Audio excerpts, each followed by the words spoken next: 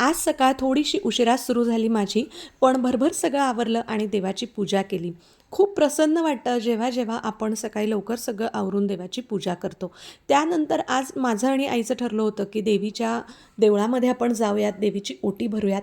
खूप सुंदर देऊळ आहे पुण्यातलं, कमी लोकांना माहिती आहे. लाँग व्लॉगमध्ये शेअर केलं आहे, त्यामुळे जाऊन नक्की चेकआउट करू शकता. त्यानिमित्ताने तुमचंही भवानी मातेचं नक्कीच दर्शन होईल.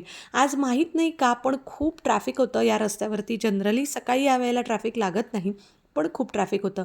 मग थोडंसं टाईमपास मजा म्हणून नातीने आजीला म्हणलं, की "चल आजी माझा हेअरबँड घाल." मग आजीनी ही गोष्ट ॲक्सेप्ट केली आणि मस्तपैकी हेअरबँड घालून आमची आजी सुंदर दिसत होती. त्यानंतर मग आम्ही गेलो ओंकारेश्वर पुलावरून. ह्या सगळ्या ज्या गोष्टी आहेत, ह्या लहानपणीच्या आठवणी नेहमीच जाग्या करत असतात. मग आम्ही पोहोचलो भवानी माता मंदिरामध्ये. तुळजाभवानी मातेचं हे मंदिर आहे. खूप कमी लोकांना माहिती असल्यामुळे इथे गर्दी जास्त नसते. इथे छान घट बसवलेले आहेत. देवीची प्रसन्न अशी आम्ही ओटी भरली, पूजा केली. तिथे भरपूर वेळ बसता आलं, प्रार्थना केली. त्यामुळे एक वेगळंच मनाला शांतता लाभत असते. आपल्या पुण्यातनं कसं होतं माहिती आहे, रिक्षेतून जाता जाता गणपती उत्सवात आणि नवरात्र उत्सवात भरपूर साऱ्या गणपतींचं आणि देवीचं दर्शन होत असतं. तसंच आम्ही मेहुणपुऱ्यातून जात होतो, तर तिथेही महालक्ष्मी मातेचं सुंदर असं सगळं सजावट, देखावा सुंदर केलेलं होतं. तिथेही आम्ही दर्शन घेतलं.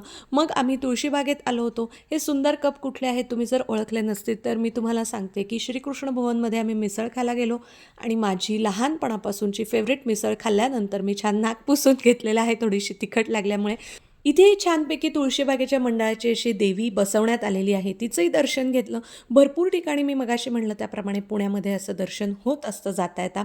आणि इथे मांजरींमध्ये मात्र माझी मुलगी फार गुंतलेली होती. माझ्या लेकीला कुत्र्या मांजरींची खेळायला खूप आवडत असतं. इथे ती रममाण झाली होती, त्याच्यामुळे तेवढ्या वेळामध्ये मी पटकन थोडीशी खरेदी केली. घरी आल्यानंतर ही सगळी खरेदी आम्ही काढून बघत होतो, पण लाईट्स गेल्यामुळे तुमच्यासोबत काही शेअर करणं झालेलं नाही. उद्याच्या ब्लॉगमध्ये सगळी खरेदी तुमच्यासोबत नक्की मी शेअर करणार आहे. आणि मग मात्र आम्ही छानपैकी गणेश बेळमधून चाट मागवलं. चाटचा आनंद घेत आम्ही आजचा दिवस संपवलेला आहे.